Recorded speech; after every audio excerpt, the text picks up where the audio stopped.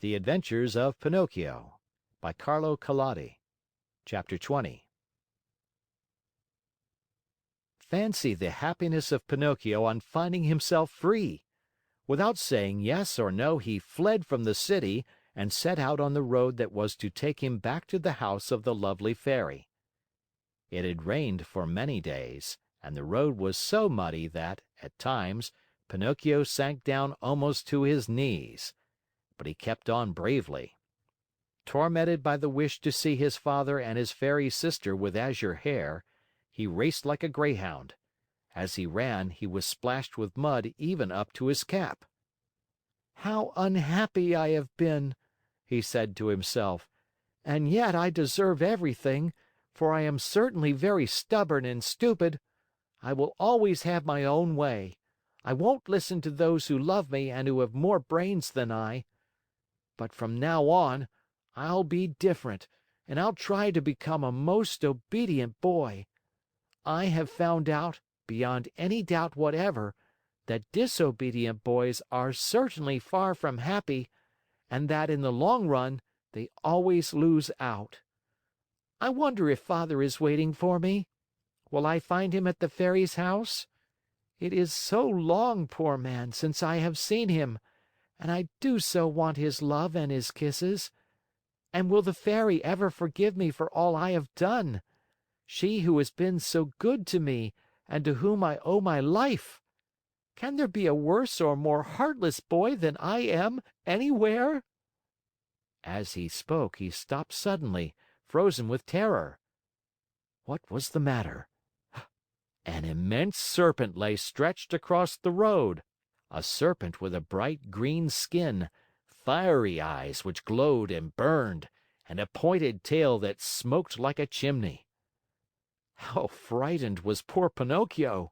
He ran back wildly for half a mile, and at last settled himself atop a heap of stones to wait for the serpent to go on his way and leave the road clear for him. He waited an hour, 2 hours, 3 hours, but the serpent was always there, and even from afar one could see the flash of his red eyes and the column of smoke which rose from his long pointed tail. Pinocchio, trying to feel very brave, walked straight up to him and said in a sweet, soothing voice: "I beg your pardon, Mr. Serpent. Would you be so kind as to step aside to let me pass?" He might as well have talked to a wall. The serpent never moved. Once more, in the same sweet voice, he spoke: "You must know, Mr. Serpent, that I am going home where my father is waiting for me. It is so long since I have seen him. Would you mind very much if I passed?"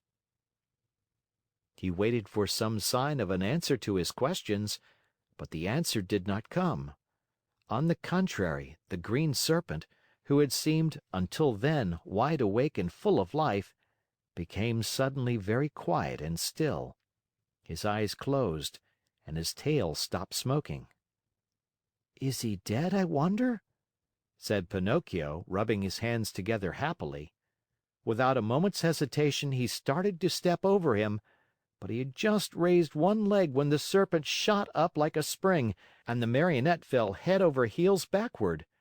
He fell so awkwardly that his head stuck in the mud, and there he stood with his legs straight up in the air. At the sight of the Marionette kicking and squirming like a young whirlwind, the serpent laughed so heartily and so long that at last he burst an artery and died on the spot. Pinocchio freed himself from his awkward position and once more began to run in order to reach the Fairy's house before dark.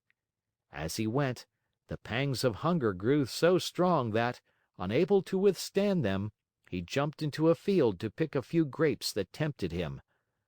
Woe to him!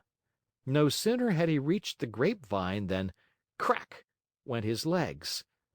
The poor Marionette was caught in a trap set there by a farmer for some weasels which came every night to steal his chickens.